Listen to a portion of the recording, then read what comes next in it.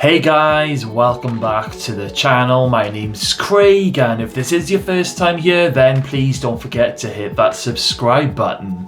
Now, normally I try to keep this channel all positive and happy. However, we have had some serious wedding dramas these past couple of weeks, and I just feel I have to fill you in on them. So grab yourselves a cuppa and get yourselves comfy. This one is gonna be juicy. Okay, so myself and Peter, we booked a wedding in May 2022 last year at a venue called the Stradey Park Hotel in Llanelli.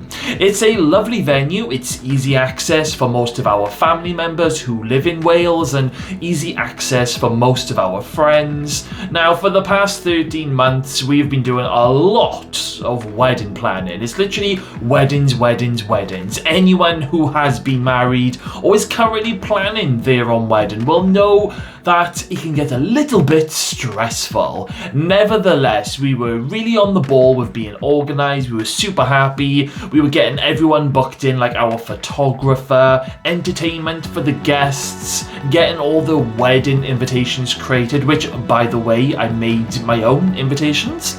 And we sorted out the food choices. And we also did the 28 days notice of marriage thing and booked the registrar and put a deposit down.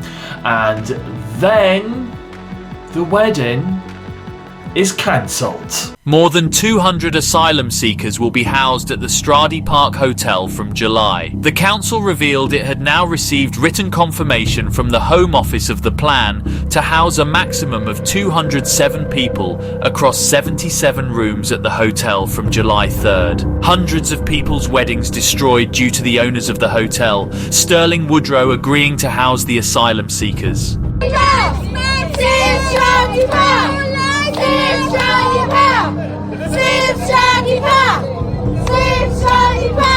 Boulders have been placed outside the Stradey Park Hotel in Llanelli, which is due to house asylum seekers from next month. A local action group opposed to the plans has denied putting the boulders there. Carmarthenshire Council and the hotel itself have also denied any involvement. Around 200 asylum seekers will be housed at the hotel. So we heard rumours that our wedding venue was going to house asylum seekers at the Stradey Park Hotel, but nothing was confirmed. The council are against it, the locals are against it, and when I telephoned and spoke to a male staff member at the Stradey Park Hotel, he told me that their head office are 100% against it and that it isn't going to happen. The following day, Peter telephones the hotel and they tell him a completely different story, saying that if it does happen, then we can have a full refund and cancel the wedding. No offer of an alternative venue, just everything cancelled and refunded. Now, I just have to put it out there that the staff members of the Stradey Park Hotel, they knew nothing of what was going on. They still don't know what's going on, bless them. And, the first time when they heard about this happening was when we heard about it on the news. So, hats off to Stradey Park staff members. My heart really does go out to you. Safe to say though, me and Peter were not happy. However, I was probably a bit more calmer than Peter. Peter was furious, and on Friday the 2nd of June it was confirmed by the Home Office that this was going ahead. So we telephoned and emailed the weddings team, who agreed to cancel the wedding and refund us. They couldn't give us an exact timescale of when the refund will hit our bank account, but they assured me it's in process. Now, isn't it funny, guys, how we can transfer money straight away to any company, like myself, to a wedding venue immediately and pay them the money, but when it's time to refund someone, it takes ages. Anyway, it was the start of the weekend. The refund is being sorted, the wedding is cancelled, we notify all of our family members, and me and Peter are straight onto Google looking for wedding venues in South Wales that have winter deals on. Thankfully, we found a venue that had our wedding date available, Craigenorth Castle. Now, my good friend Sarah, hello Sarah if you're watching today, Sarah got married here in 2015, an event that I personally went to, and it was amazing. It's an absolutely beautiful venue. I couldn't wait to take Peter to see it, which, we went to see it on the Sunday, the 4th of June. We spoke to many lovely people while we were there, and the wedding coordinator, Chloe, is amazing. We told them, everything that had happened, and a lot of the chat within the castle of all the staff members that day was about, what was happening at the Stradey Park Hotel. While we were at the castle, we met 3 other couples that had come to see the venue due to their weddings being cancelled and spoilt at the Stradey. So it just goes to show just how many people's weddings have been affected, because we were only at the castle for 2 hours and we met 3 couples. Anyway, me and Peter loved the castle. We put down a small £250 deposit just to secure the date and get the contract all sorted. Now, all of our suppliers, they were able to come to the new venue because it's the same date, so that was really good news. We notified everyone and all our family and friends, and yeah, we could breathe a little bit sigh of relief, but not for long. By 5 p.m. on Monday, I noticed that our refund still hadn't gone in. By Tuesday lunchtime, there was still no refund. Now, correct me if I'm wrong, but if there has been a breach of contract, and on this case a serious breach of contract, then the company should be working bloody hard to refund the money. It's literally a click of a button. We telephoned Stradey Park on Tuesday, and they gave us this telephone number for the head office. Now, this is actually the number for the people who actually own the Stradey Park Hotel, and this company is called Sterling Woodrow. However, Sterling Woodrow, they are claiming that they don't own the hotel. Apparently, it's nothing to do with them, but when you go on their website, look at this, guys, it has the Stradey Park on their home page. It even has the same telephone number that the Stradey Park had given us. Anyway, we spoke to this lady who said that all she can do is send an email to this generic inbox, and hopefully somebody will get back to us later that day. I mean, that's quite hilarious for somebody who, has nothing to do with the Stradey Park Hotel. Anyway, it's Wednesday and there's still no refund, no phone call, no emails, because I'd also been sending emails to this generic email address just to see if I got like a direct response, but nope.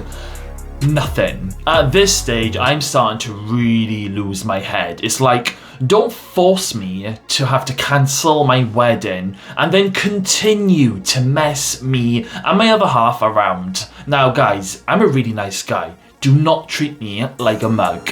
Now, I telephoned Sterling Woodrow Wednesday morning, yesterday, if you're watching this video now. Anyway, I phoned them on Wednesday around 11:30 in the morning, I think it was, and I got through to the same woman who spouted pretty much the same stuff that she spouted the day before. Now, I told her that this is not good enough, and I stated that her and her management and her directors and everybody in that building are all in breach of contract, and I want this refund today. Otherwise, I am going to drive to London and I'm going to come to your office, your head office, and you guys can deal with me face to face. She then said that she wasn't willing to continue talking to me, so I said, okay, can I talk to a manager in the building? And she was like, okay, I'll see if someone's there. And she then put me on hold. Turns out that there was a manager in the building, and this lady transferred me through to a guy called Vinny. Now, a quick search on the Sterling Woodrow website, and if you go to the Meet the Team page, here is Vinny, the guy that I spoke to. So I spoke with Vinny, who spouted a lot of similar stuff as this other lady had said, and Vinny also tried telling me over the phone that they don't actually own the Stradey Park Hotel. I mean, the directors do, but, like, what? I'm like, it's all part of Sterling Woodrow, you idiotic fool. He literally thought that we were all stupid. All I was getting from Vinny is dishonesty and bullshit. A huge major red flag in any company. Now, Vinny kept saying that their apartment doesn't deal with refunds and all of this and all of that, and I literally said to him that he needs to put me through to one of these guys, Rob Horwood or Gary Street, who are the directors of Sterling Woodrow. And do you know what he said to me? He tried to show me an example by saying that customers, you know, they don't really tend to get through to the directors, and he tried to compare it to someone ringing up Virgin Media and asking to speak to Richard Branson. I turned to him and said, this is a totally different kettle of fish here. You guys have messed up my wedding and a lot of other people's weddings. You guys have my money. It's in one of your bank accounts somewhere, and I want the money back today. Otherwise, I repeated to him what I said to the lady, I'm coming up to your office. Simple. He then took my full name and Peter's full name, and he said something along the lines of, you know, you can come to the office, Craig, but you'll just get the same answers. And I was like, we will see. And then we said our goodbyes. I am actually gutted that I didn't record this phone call on, you know, with like another camera while having him on loudspeaker. I know you're supposed to tell people when you're recording a phone call, but honestly, I don't give a shite. They broke the contract, so as far as I'm concerned, all gloves are off. Anyway, later on that day, I jumped in the bath just before Peter came home, had a nice wash. I then got out of the bath, checked my phone, checked my bank account, and guess what? The refund had gone in. I was like, yes, but isn't it funny, guys, how after I threatened to come up to the head office and speak to them face to face, our money was returned to us the same day. Now, as much as I can have a little bit of a giggle about this, it really is not a laughing matter. And it shouldn't have taken me threatening to come up to their building to get my money. Also, after my lovely conversation with Vinny yesterday, they have now decided to take down the photo of the Stradey Park Hotel off their website. Funny that. This company, Sterling Woodrow, bought the Stradey Park Hotel in 2020, I think it was, and all they have done is show myself and everybody else of how dishonest they are, disloyal, and they really do not care about people. They don't care about how many people's weddings that have been destroyed because of those directors' decisions. I don't blame the Asylum Seekers, it's not their fault. I 100% blame the government and those two little worms here for agreeing to do this at a wedding venue. It's clear to me that these creatures, all they care about is money. Anyway guys, that is the end of the wedding dramas. As I said, I'm glad there is a happy ending for me and Peter. Let me know all of your thoughts about this story in the comments box below. I will be very interested to hear. Okay then guys, well thank you all for watching today. Don't forget to hit that subscribe button and I will see you all again very, very soon. Bye guys. Thank you all for watching my video today. Be sure to like, share and subscribe to the channel, and don't forget to check out some of my other videos. Thank you everyone.